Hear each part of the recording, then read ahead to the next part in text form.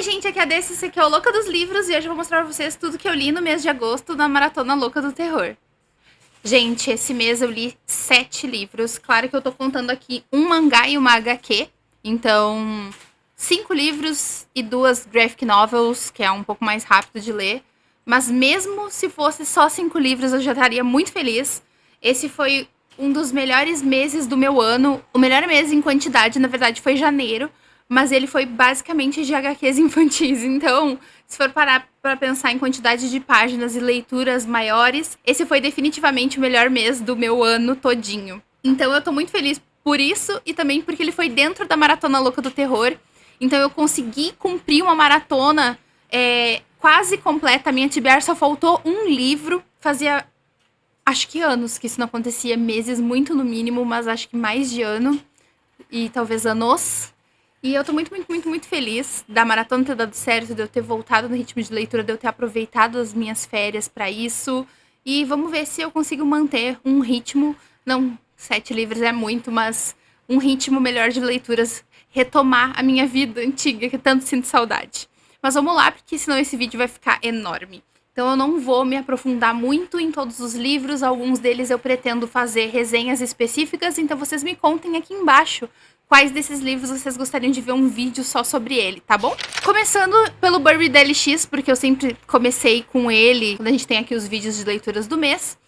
Nesse mês de julho nós lemos Vita Nostra. Esse livro aqui vai tratar de uma guria que se chama Sasha, e aí ela vê um cara na rua seguindo ela, isso tudo começa a ficar estranho, ela começa a sofrer algumas ameaças até ir parar numa escola de algo que ela não sabe o que é.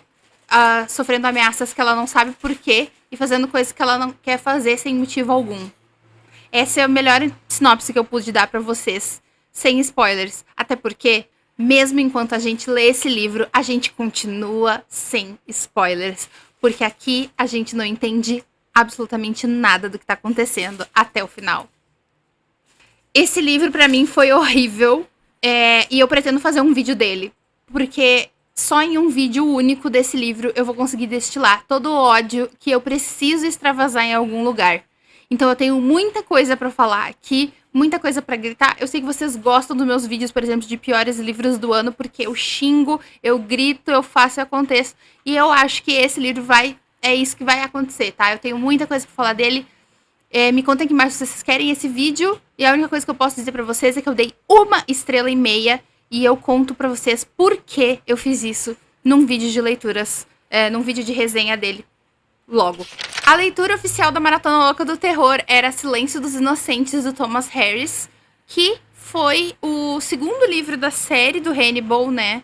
Nem sei se é Hannibal o nome da série, mas é o segundo livro sobre o Hannibal, lançado pelo Thomas Harris. Não sei, na verdade, lançado não. Ele é na ordem dos livros, ele é o segundo, mas eu não sei se ele foi lançado nessa ordem. Enfim, eu só sei que é da história do Hannibal. E que ele é o que deu origem ao filme que ganhou Oscars e tal, que se chama também Silêncio dos Inocentes. Então aqui nós temos a Clarice, que é uma estudante do FBI para se tornar uma agente. E durante os estudos ela tem essa oportunidade de falar com o Hannibal Lecter, que é um assassino que já está preso.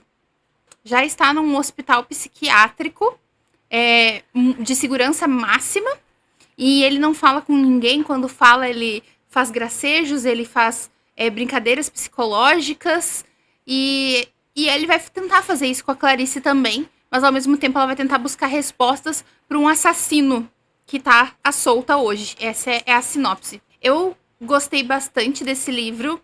Eu já tinha lido Hannibal e tinha gostado da leitura, mas eu não tinha terminado ele, porque era da biblioteca da faculdade na época, então eu tive que devolver o livro, infelizmente. E então esse é o primeiro que eu terminei de ler. Eu gostei bastante da escrita, gosto muito do personagem do Hannibal. Inclusive aqui está o meu Hannibal de Silêncio dos Inocentes, que eu tenho. E aparece alguns momentos desse livro em que ele tá assim preso, né, e com a máscara e tal, bem legal. Tem alguns pontos muito legais nesse livro em relação a Clarice, por exemplo, né, que é uma personagem que eu gostei muito de ler sobre. Alguns temas polêmicos que na época que foi escrito eram muito mais polêmicos ainda. E mesmo assim o autor colocou de forma responsável, eu acredito, mesmo não sendo especialista no assunto. Então, esse livro ele tem muitos pontos positivos. Mas eu achei que ele deu uma falhadinha na parte de ação, principalmente no final. No final do livro, onde tudo está sendo resolvido. Eu senti que eu queria mais. Mas eu gostei muito mesmo assim. E por isso eu dei 4 estrelas.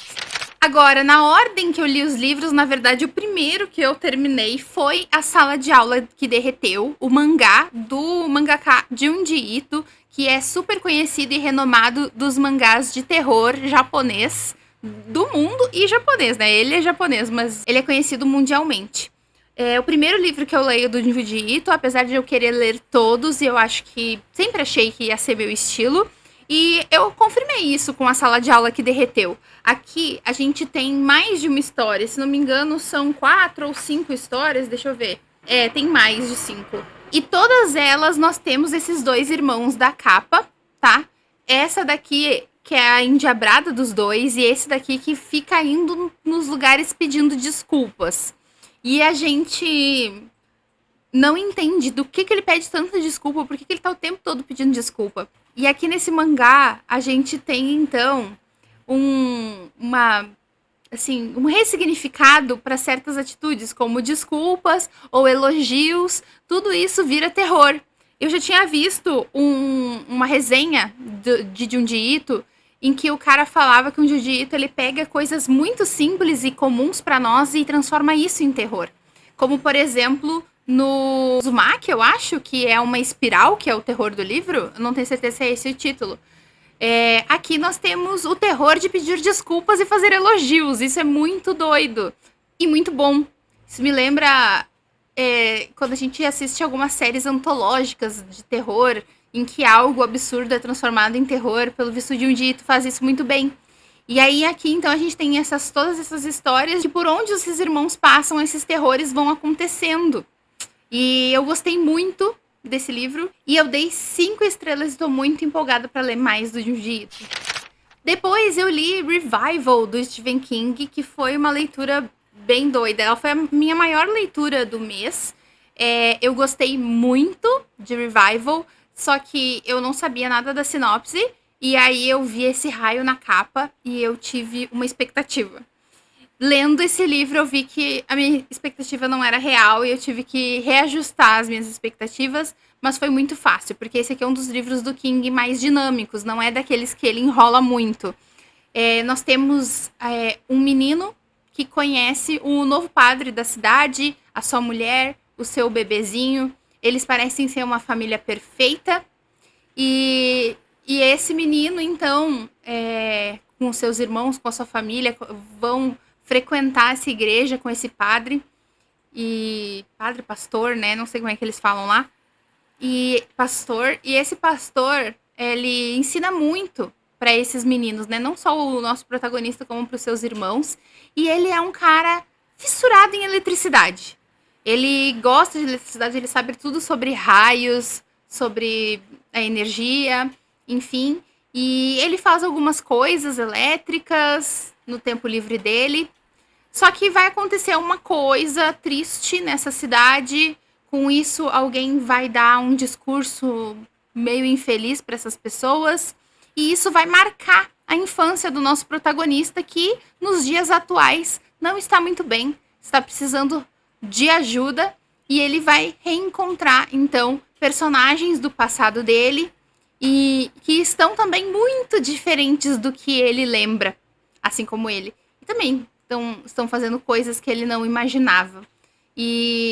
Então nós temos essa série de encontros e desencontros e reencontros que vão culminar na parte final, que é muito mais parecida com o que eu tinha ideia no início, só que o Stephen King fez eu derrubar essa ideia, esquecer dela, e só me mostrar no final que sim, ele já tinha pensado nisso, que sim, ele tinha algumas referências para escrever esse livro que eu tinha pensado no início e eu achava que ele não iria utilizar.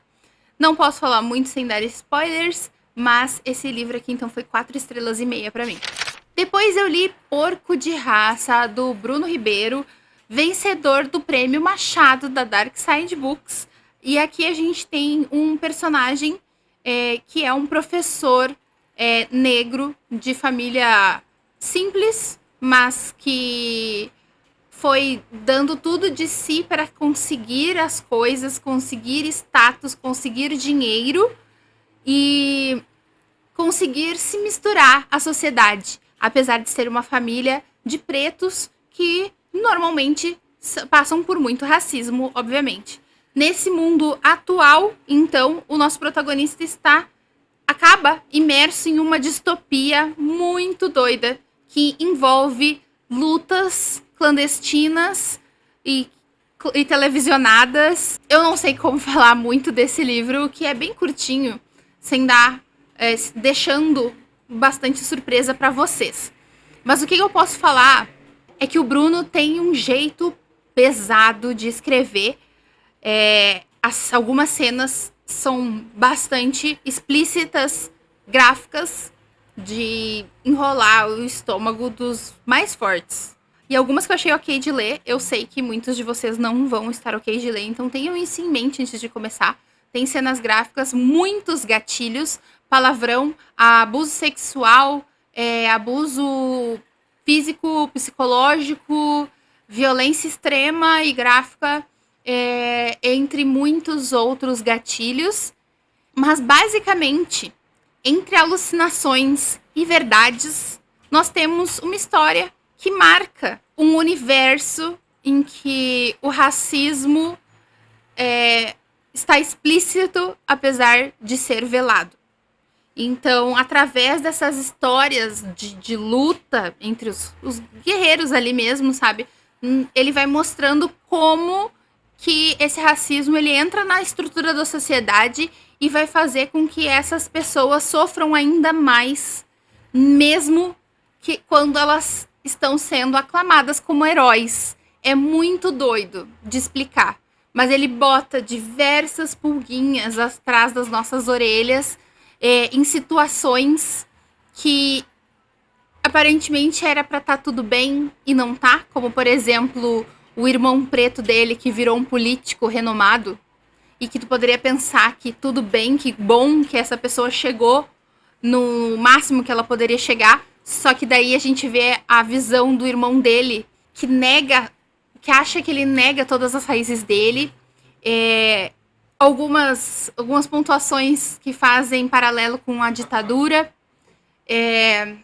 Eu sinto que eu precisava ser mais inteligente para conseguir entender mais o livro e passar para vocês tudo o que ele passa. Mas tá aqui, ó, tá aqui dentro da minha cachola, tá lá no meu subconsciente ainda sendo digerido. Eu precisei digerir muito bem esse livro depois que eu terminei de ler. Não sabia que nota dar, inclusive, por causa disso. Mas eu acabei dando 5 estrelas porque o meu sentimento quando eu terminei o livro foi muito forte. Independente se eu tinha entendido ou não. Porque eu terminei o livro pensando também, eu entendi o que aconteceu aqui? Eu não sei se eu entendi. Mas aí também li outras resenhas, vi outros vídeos e sim, eu tinha entendido certo. Tem algumas coisas que são alegorias, tem algumas coisas que são alucinações, mas todas vão trazer o mesmo fim para essa história pesadíssima, mas com muitos elementos reais. O penúltimo livro que eu li, então, foi Bunker, Diário da Agonia. Aqui nós temos o Linus, que acorda em um bunker. Esse bunker tem 6 quartos, então ele deduz, como um menino muito inteligente que ele é, que mais 5 pessoas vão se juntar a ele. Mas esse bunker só tem uma porta, que dá num elevador. E esse elevador não tem botões. Ele é controlado por quem quer que seja que está observando eles pelas câmeras o tempo todo. Então o bunker é um diário da agonia, porque o Linus vai escrever um diário sobre todos os dias e tudo que está acontecendo nesse bunker, com um caderninho que ele acha no quarto dele. E nós vamos acompanhando, então, essa história, essas pessoas que vão chegando e tentando, junto com eles, entender por que eles estão ali, como eles foram parar ali, e o que essa pessoa quer deles, e como eles vão fazer para sobreviver. Só que as coisas não são tão simples assim. Como a gente está vendo pelos olhos das pessoas que estão lá embaixo, fica realmente muito difícil de entender as motivações do assassino, sequestrador, não sei como vocês querem chamar essa pessoa, o criminoso que prendeu eles lá, no mínimo, né? E porque ele não fala em nenhum momento. Não fala em nenhum momento, ele só faz algumas coisas contra ou a favor dessas pessoas para que elas sobrevivam, ou então castigando elas em alguns momentos.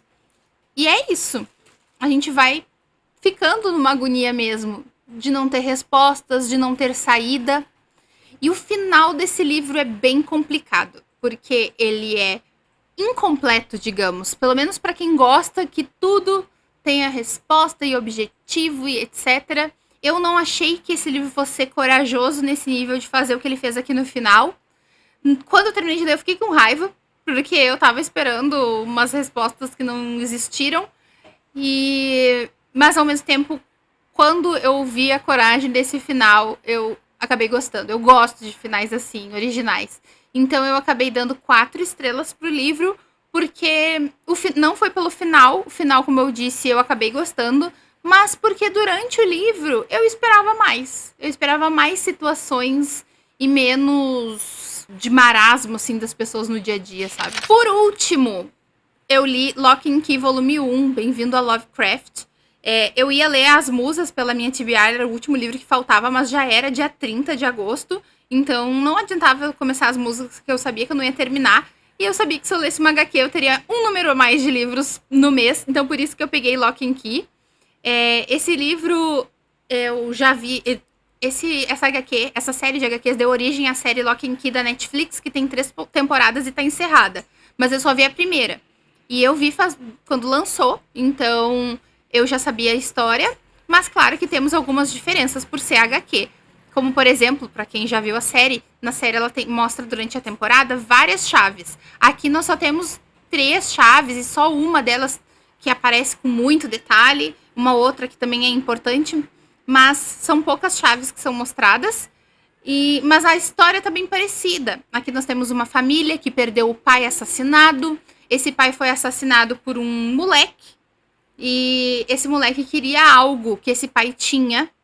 E que a família não sabe o que é, não entende por que isso tem importância. Então se supõe que esse assassino é só um louco, né? Só que as crianças, então, na casa vão descobrindo essas chaves que cada uma tem uma propriedade fantástica e especial.